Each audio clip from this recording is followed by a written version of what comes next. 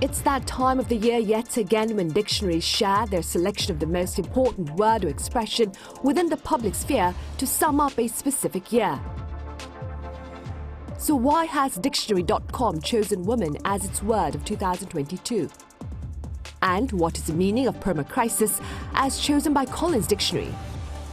Also, is goblin mode a direct result of the tough times this year?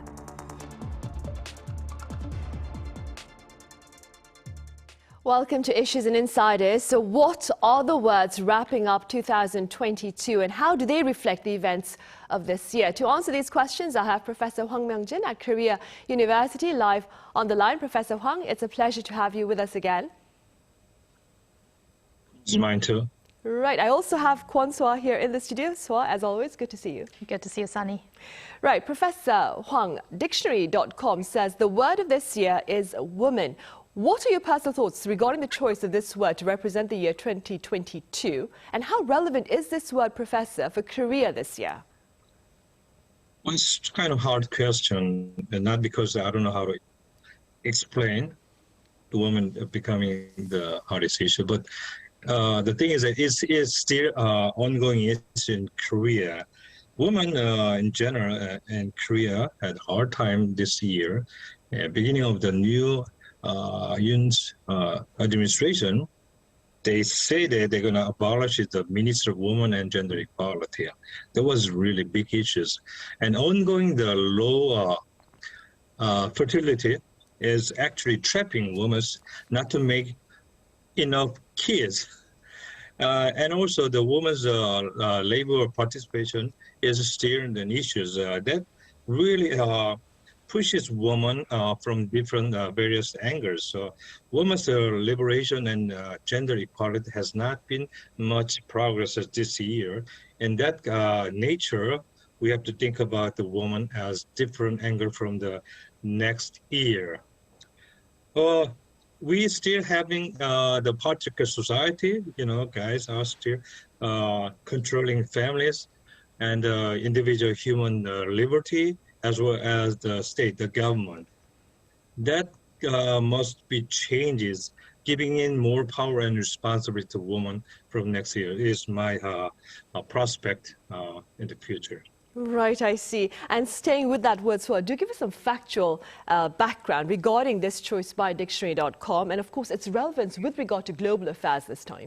Right. So first of all, how does a word become the word of the year? It depends on which dictionary we're looking at. But as for Dictionary.com, it picks a word that saw a significant rise in searches throughout the year. And this word must also reflect major cultural themes and trends in languages for the past 12 years.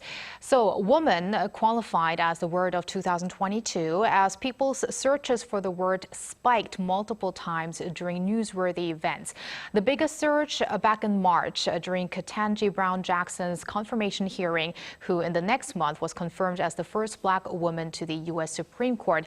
Now, she had been asked to provide a definition for the word woman, to which she responded, "I'm not a biologist."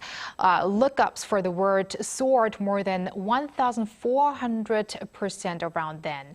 And the U.S. Supreme Court's decision to terminate the national right to abortion, the death of Queen Elizabeth II, tennis sensation Serena Williams' retirement announcement, as well as gender equality protests in Iran also led to high searches of a word that we might have thought we wouldn't actually be looking up, right?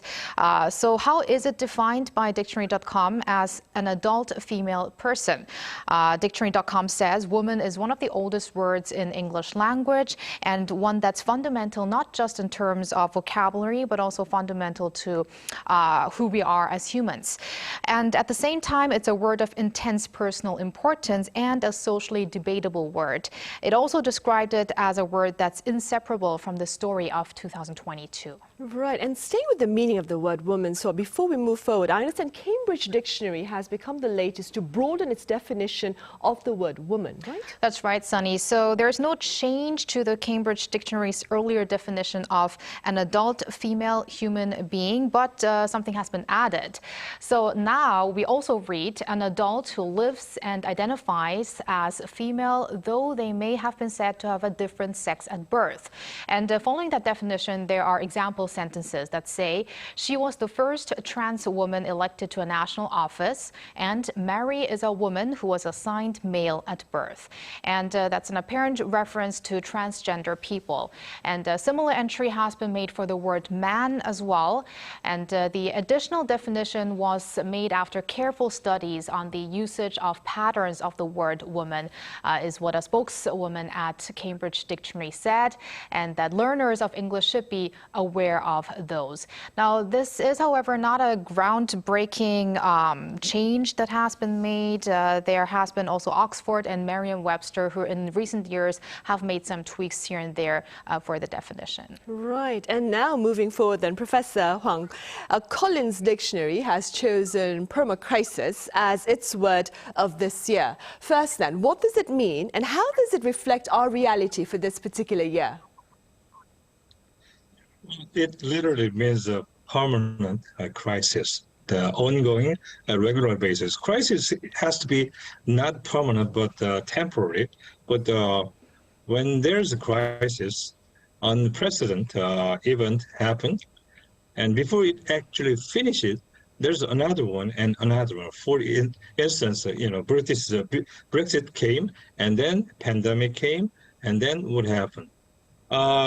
The war between Russia and Ukraine came.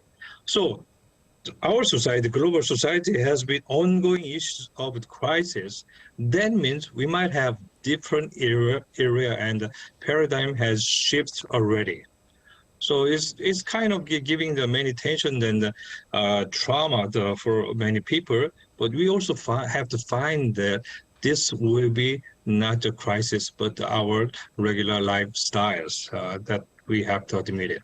Right, but hopefully it will get better then. So staying with words that reflect our reality this year, Oxford Dictionary claims goblin mode, if I may, is the expression of the year 2022. And I understand some pundits believe it well represents a fresh social practice. Do you care to elaborate?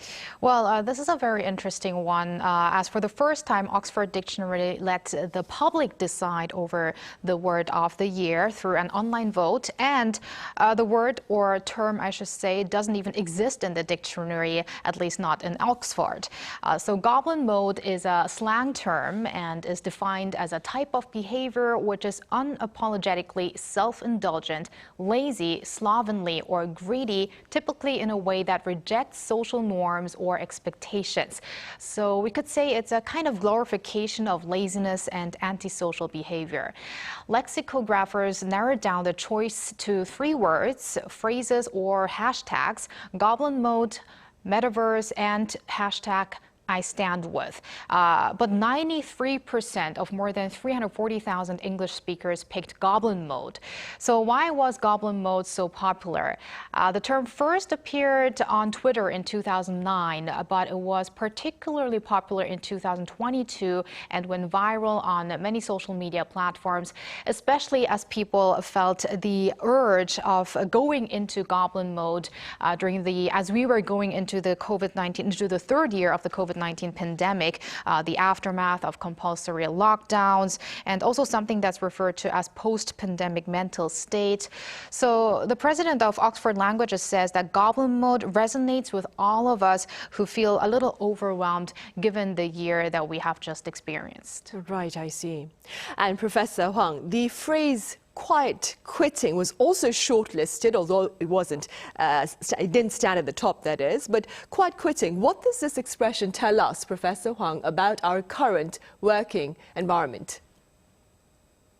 It is really funny expression. I thought it came from Korea, but I also heard from the media that it came from actually different Western country.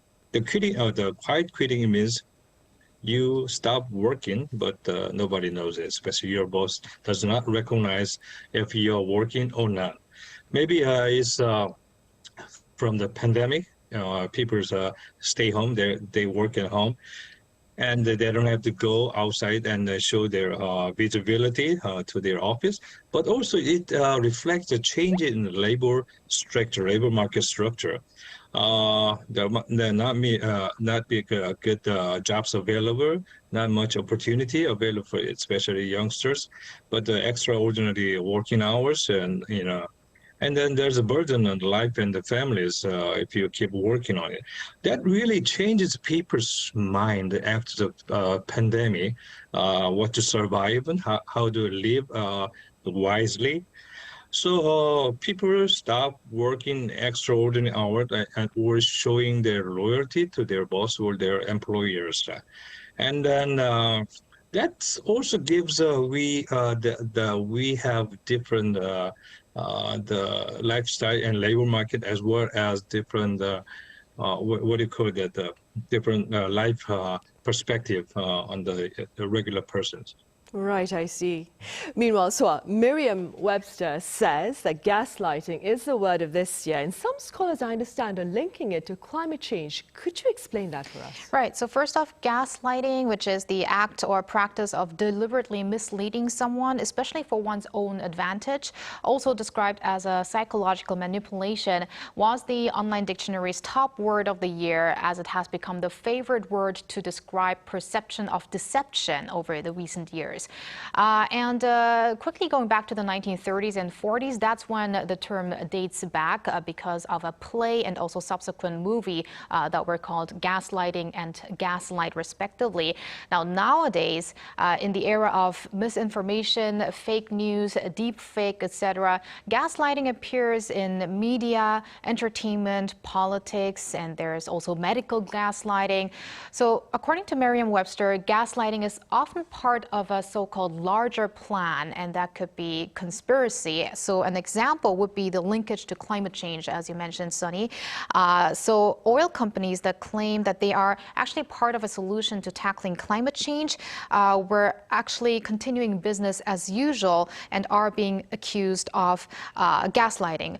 For instance, they are saying they're committed to the Paris Agreement, but internal data show that they actually removed the reference to that kind of agreement. So they are gaslighting and also greenwashing their data. Right, I see. And staying with the term climate change, Professor Hwang, I understand was the most searched expression on Google Korea this year. And that being said, do you believe that there has been greater, perhaps, public interest in climate change here on the local front this year, Professor? Well, I'm not sure about that, but it is certainly important issues. Global warming, then pollution of air and environment, and issues related to the sustainable growth.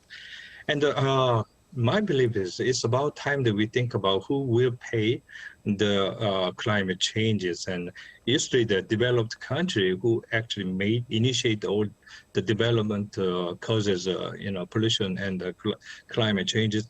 And then certainly all the developed countries, poor people, so in the wage owners, and they are the ones who got blamed. So it's high time that we share the burden, split the burden.